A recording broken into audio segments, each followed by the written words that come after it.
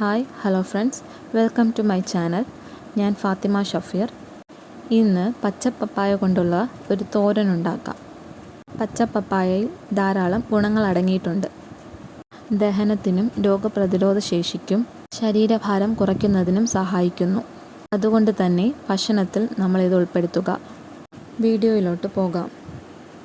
പപ്പായ കഴുകി കട്ട് ചെയ്ത് വയ്ക്കുക. വറ്റൽമുളക് 2 എണ്ണം, കറിവേപ്പില ആവശ്യത്തിന്, കുറച്ച് തേങ്ങ ചിരകിയതിൽ മഞ്ഞൾപ്പൊടി, ജീരകം, പച്ചമുളക്, വെളുത്തുള്ളി എന്നിവ ഇടുക. അത് ക്രഷ് ചെയ്ത് മാറ്റിവെക്കുക. ശേഷം ചട്ടി ചൂടാകുമ്പോൾ അതിലേക്ക് എണ്ണ ഒഴിക്കുക. കടുക്, കറിവേപ്പില, വറ്റൽമുളക് എന്നിവ ഇതിലേക്കിടുക. ശേഷം പപ്പായ ചേർക്കുക. പപ്പായ ഒന്നിളക്കിയതിന് ശേഷം ആവശ്യത്തിന് ഉപ്പ് ചേർക്കുക.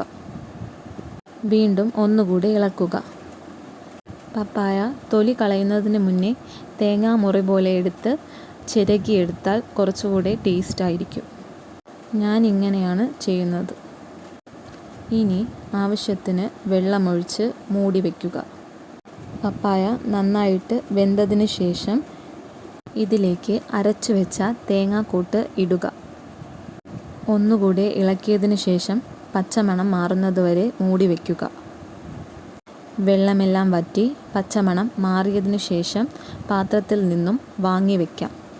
പപ്പായ വെച്ച് അച്ചാറുണ്ടാക്കാം, അതുപോലെ പപ്പായ കറി ഉണ്ടാക്കാം. അങ്ങനെ പലതരം ഐറ്റംസ് ഉണ്ടാക്കാം. ഇടയ്ക്കെങ്കിലും ആഹാരത്തിൽ പപ്പായ ഉൾപ്പെടുത്തുന്നത് നന്നായിരിക്കും. രക്തത്തിലെ പഞ്ചസാരയുടെ അളവിനെ നിയന്ത്രിക്കുന്നതിനും പപ്പായ സഹായിക്കുന്നു. അതുപോലെ പപ്പായയിലുള്ള പൈപ്പിൻ എന്ന എൻസൈം ദഹനത്തിനും വിറ്റമിൻ സി, എ എന്നിവ രോഗപ്രതിരോധ ശേഷിക്കും സഹായിക്കുന്നു. പ്രമേഹ രോഗികൾ ധാരാളമായി ഇത് ഭക്ഷണത്തിൽ ഉൾപ്പെടുത്താൻ ശ്രമിക്കുക. ഈ റെസിപ്പി എല്ലാവരും ഒന്ന് ട്രൈ ചെയ്ത് നോക്കുക. അതോടൊപ്പം ഫീഡ്ബാക്കും ഒന്ന് അറിയിക്കുക. റെസിപ്പി എല്ലാവർക്കും ഇഷ്ടപ്പെട്ടു എന്ന് കരുതുന്നു. അടുത്ത റെസിപ്പിയുമായി വരുന്നതുവരെ ബൈ.